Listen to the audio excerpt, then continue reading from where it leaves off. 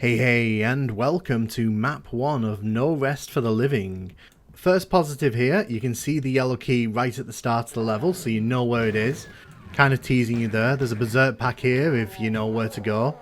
But yeah, this is kind of an expansion pack to Doom 2 that was released in 2010, I think it was, originally with the Xbox 360 version, as a sort of incentive for people to buy that for 800 Microsoft points. God, who remembers Microsoft points? This is a sort of follow-up to Doom 2 that, while not done in the same vein, it is a very interesting expansion pack, and I've been very keen to get to it because I think it's very much worth talking about. We'll take care of this pinky here. You'll see here that this level has quite a bit of detail in it, and that's going to be a theme throughout this whole little expansion here. No Rest for the Living takes a lot of cues from late 2000 WAD design. There's a nice switch there that we're going to hit. And it has quite a bit of detail in it, but it also has a lot of secrets going for it. So we're going to have fun exploring all that. As you can see, I hit that switch back there that allowed this little secret area here to open up. We're going to hit this switch here, and we're going to grab the red key. Now, something that I really like about this pack is that the detail in all of the levels is pretty great. So for example, you can see here there are little windows that let you look further on into the level, and you can sort of take out enemies if you're that way inclined. I also love these outdoor areas. Like, one thing that this little expansion does have going for it is that these outdoor areas are just so interesting to traverse. One thing that the original Doom 2 didn't quite manage to do well, in my opinion, was a lot of its outdoor areas felt a bit empty and flat. As you can see here, we're shooting the imps under the door there because the door isn't quite fully closed. There is a yellow switch there, which we can't activate right now. We have grabbed the blue key there. Fun fact, behind that blue key there's actually a secret switch. You have 30 seconds to get there from the start of the level. If you can do it, you actually get a little message off the level creator saying the castle was here or something along that line. But yeah, one thing I really love about this level is just the fact that you can sort of see into so many different areas. Another thing that I really love about this level, and we'll talk about this as we're kind of making our way through, this Arachnotron obviously is a quite high tier level for the first level of an official Doom release. And the thing is with this level, if you just played this as a casual Doom player, you're at the exit, you've just finished the level. But here's the thing with this expansion pack. It has a lot of hidden areas, and you're about to see in a second that there's basically a whole raft of this level that you'd completely skip if you were not paying attention. So you can see there were yellow doors, you can see there were rooms that we hadn't entered, you can see items, for example, that we, want to get our hands on that we haven't been able to. So in order to do that, we've actually got to do some hunting, and it all begins here with this switch, because you can see this actually lowers down this little lift here. I do love the detail in some of the little sandboxes just outside the level here. I love the fact that it looks like the world has been flooded. I also like that there's a little texture cue there, a sort of misaligned texture to kind of indicate that there's something there. Oh, come on. So all of this that we're doing right now is completely optional. So if it looks difficult, that's because really you only want to be coming this way if you're actually paying attention to the clues in the level. And as I was saying, I do like that. I like that this expansion kind of rewards the curious players. It does it a lot better than the official Doom levels, in my opinion.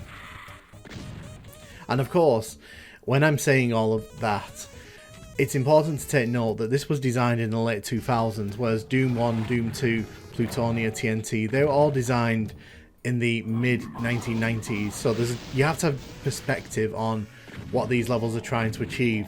This has the benefit of 15 years of a community sort of making Doom levels better. And speaking of that, the increased difficulty here, you can kind of see we're fighting two Mancubus here with a shotgun, which is pretty interesting. So you can see this actually leads us to the outside area, which was outside the window at the start. What I also like is that you can see the yellow key right from the start, like the window there and the yellow key there. You're told immediately there's a yellow key in this level, and if you're not interested in kind of doing all this extra stuff, you don't have to touch the yellow key. But the fact is, you're shown where it is, so you're kind of made curious from the word go on how to, you know, get this far in the level.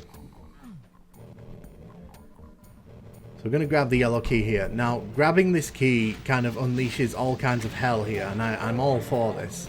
So the level will now flood with a huge amount of enemies, all of whom are going to kind of try and kill us here.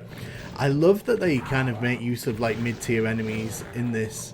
The fact is we only have a shotgun right now. We could have gone and got a chain gun if I'd really wanted to, but to be honest, like, we'll do that later. There's nothing, it's not too much of a rush.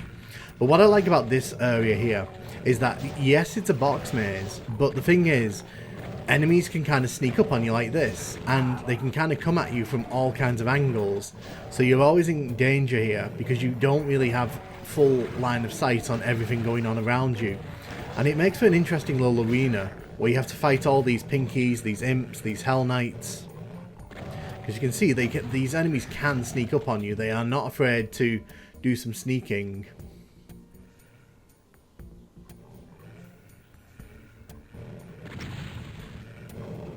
But as you can see here as well, the level's actually flooded with all of these enemies. Now you're probably wondering to yourself, if you've never played this, why on earth would you want to go through all this? Because this is a lot of enemies to be dealing with. And the answer is the super shotgun.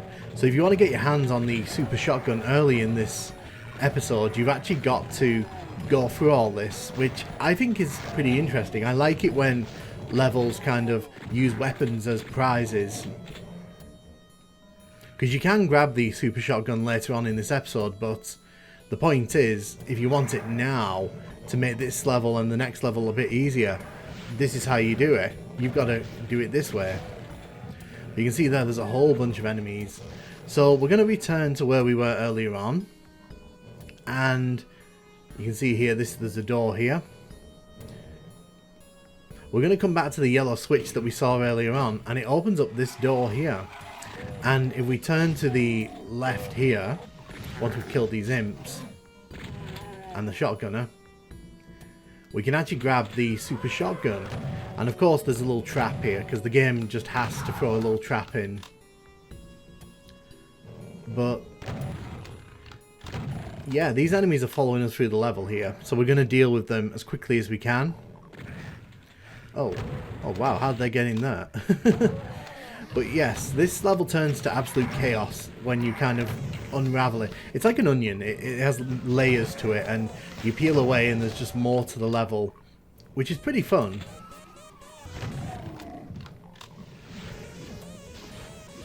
So if we come in here, you can see that there's a light there.